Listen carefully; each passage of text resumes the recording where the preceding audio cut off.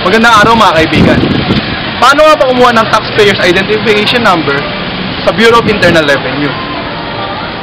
Una, hanapin muna ang pinakamalapit na BIR sa inyo. Andito tayo ngayon sa Intramuros. Tara, samahan niyo ako.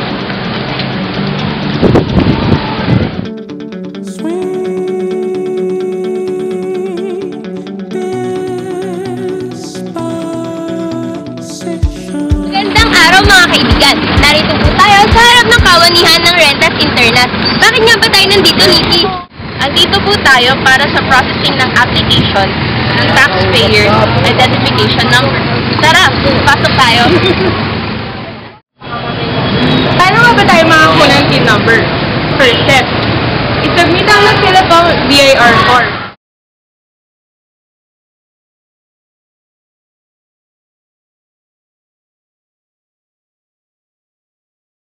Kasama ang mga required documents. Birth certificate at isang valid ID. Ako ay isang empleyado kaya kailangan ko ng Form 1902.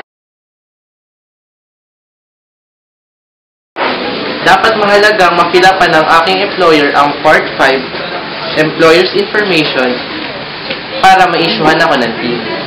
Ang BIR Form 1904 ay kailangan ng negosyante kagaya ko. Kung ang iyong negosyo ay nasa Paco, Bandakan, Santa Ana at San Andres sa distrito, dito ka makakuha ng PIN number sa RDO number 34. Kung kaya't kung nasa distrito ka, doon ka dapat punta. At ngayon, tapos na nating ma-fill upan ng ating BIR form, kailangan na nating pumila at maghintay ma-issuehan ng PIN number. Tara! Kami na lang. Wait.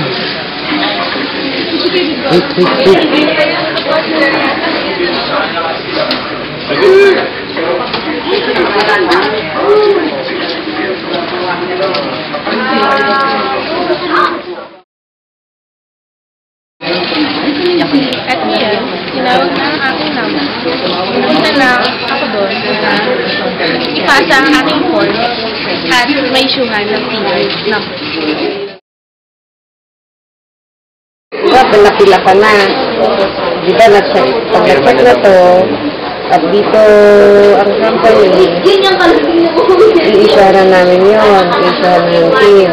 Pero kailangan ng attachment dito, birth certificate pag single. Tapos pag married, marriage contract. Ayan na, married na siya. Tapos kung may dependent, ang dependent lang kasi anak lang. Kung ilan yung dependent mo, kailangan yun din yung birth certificate na dala mo. Tapos pwede na po. Nakakuha na po. May show na yung agad. Yun. Tapos yun na yung dadalhin mo sa yun na yung dadalhin mo dun sa employer mo. Yun na yung team nyo lifetime. Yung tatandaan, walang bayad ng PIN. At there is no noon break. At kung hindi ka naman makapunta ng BIR upang kumuha ng form, pwede ka naman kumuha ng form sa internet dito sa link na to. Puntahan ang link, hanapin ang BIR forms, at doon, pwede mong hanapin kung anong form ang iyong kailangan. Tapusin ang pag-fill up at pumunta ng BIR para makuha na ang iyong TIN number.